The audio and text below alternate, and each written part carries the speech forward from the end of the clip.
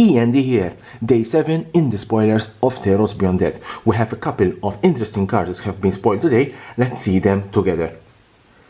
Arena Trickster for 3 and 1 red. It's a common card, it's a 3/3. Whenever you cast your first spell during each opponent's turn, put a +1/+1 counter on it. Or red of Mountain Blaze for 1 and 1 red. It's an enchantment creature nymph. It's a 1/3. For 2 and 1 red, you discard a card, you draw a card. Discordant Piper for 1 and 1 black. It's a 2/1 zombie satyr. When it dies, you create a 0/1 white goat creature token. Siona, Captain of the Pilis for 1 green and 1 white. It's a legendary creature, human soldier. Some people have already compared this particular creature, this particular human, with Wonder Woman. For 2/2, it's a 2/2. When it enters the battlefield, look at the top 7 cards of your library. You may reveal an aura card from among them and put it into your hand. Put the rest on the bottom of your library in a random order. When an aura you control becomes attached to a creature you control, create a 1/1 white human soldier creature token. Hydra Growth for 2 and 1 green. It's an enchantment aura. You enchant a creature. When Hydra Growth enters the battlefield, put a +1/+1 counter on enchanted creature. At the beginning of your upkeep, double the number of +1/+1 counters on enchanted creature. Eutropia of Twice Favored for 1 green and 1 blue. It's a legendary creature, human wizard. For 2/2, it has the constellation. Whenever an enchantment enters the battlefield under your control, put a +1/+1 counter on target creature. The creature gains flying until end of turn. The +1/+1 counter is permanent. The flying is until end of turn.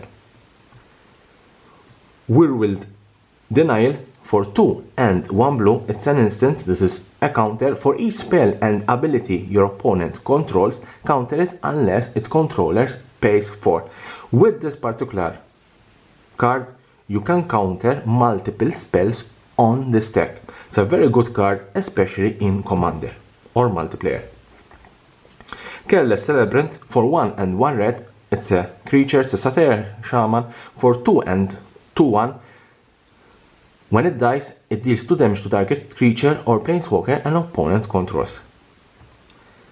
Now we have Renata, Cold of the Hunt. For her champion, Nalea has selected Renata, a legendary hunter from Theros past. It's said that when Renata threw her spear, she could hit a boar half a mile away. Here's Renata. Renata Called to the Hunt. It's a 2 and 2 green. It's a legendary enchantment creature. It's a demigod. Her power is equal to your devotion to green. Therefore, she's a 2/3 if you don't have any other permanents with the green mana in the casting cost. Each other creature you control enter the battlefield with an additional +1/+1 counter on it. Then we have Anax, Hardened in the Forge. Anax was once the legendary king of Akros, but today he's Perforus, champion in the war between the gods. Reforged to think of nothing but victory, he nonetheless repeats a single name, Simet. Here's Anax, Hardened in the Forge for 1 and 2 red. It's a legendary enchantment creature, demigod. Its power is equal to your devotion to red. When Anax or another non-token creature control dies, create a 1/1 red satyr creature token with this creature can't be blocked. If the creature has power 4 or greater, create 2 of those tokens instead. Both cards are very strong cards. Now the first rare card, Eat to Extinction. 3 and 1 black. It's an instant. Exile target creature or planeswalker. Look at the top card of your library. You may put that card into your graveyard. Obviously a very strong removal spell for black. Archon of Sun's Grace for 2 and 2 white. It's a creature, it's an Archon. Flying, lifelink. Pegasus creatures you control have lifelink. It has constellation. Whenever an enchantment enters the battlefield under your control, create a 2/2 white Pegasus creature token with flying, and it's a 3/4. Very good card. Mantle of the Wolf for 3 and 1 green. It's an enchantment aura. Enchant creature. Enchanted creature has gets +4/+4. When it's put into the graveyard from battlefield, create 2/2 green wolf creature tokens. We have the extended art version of the card. Remember that these cards can be only found in the collector booster boxes and cannot be found in the normal, or as we call them today, draft booster boxes. Tyrix of the Sudden Storm, 3 and 2 white. It's a legendary creature, elemental giant. It has flash, it has flying. Spells you cast can, with converted mana cost 5 or greater, cost 1 less to cast and can't be countered. Very, very good card. Dryad of Elicia's Grove for 2 and 1 green. This art is very, very unique and very, very curious.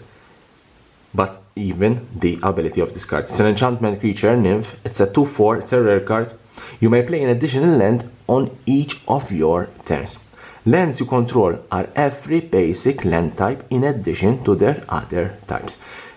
I believe this is one of the strong cards released in Theros Beyond That, and I think this will be a very power card, especially in Commander and in Brawl.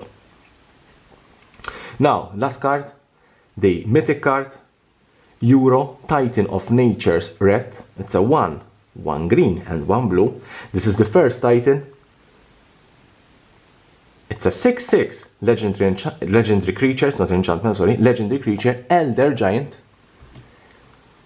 When it enters the battlefield, sacrifice it until it escapes. You have to remember this is a 3 casting cost and it's a 6/6, but when it enters the battlefield, you have to sacrifice it unless you use the escape ability or mechanic. When it enters the battlefield or attacks, you gain 3 life, draw a card, then you may put a land card from your hand onto the battlefield. It has the escape to green and to blue, and you need to exile 5 other cards from your graveyard. Therefore, how to play these cards? It's very easy. Let's say turn 1, your first turn, let's say turn 3, you cast URO, Titan of Nature's Wrath. It's a 3 casting cost. You cast it, it didn't escape, so you have to sacrifice it. But because it enters the battlefield, you gain 3 life, you draw a card, then you may put a land card from your hand onto the battlefield. As it resides in your graveyard and is not exiled or removed from your graveyard, obviously you can pay the escape cost, you exile 5 cards, and then you can cast the creature back into the battlefield. It enters again the battlefield, you gain 3 life, you draw a card, and you can play another land card from your hand onto the battlefield. Every time it attacks, you will repeat that particular ability. It's, in my opinion, a very good mythic card, it's a very good creature card, and I'm sure this card will see some play in Standard, maybe Pioneer, and especially Commander and Brawl. You can leave me a comment below what you think about these new spoilers for Theros Beyond That, and here the subscription button, subscribe for my channel for more and more spoilers of Theros Beyond That.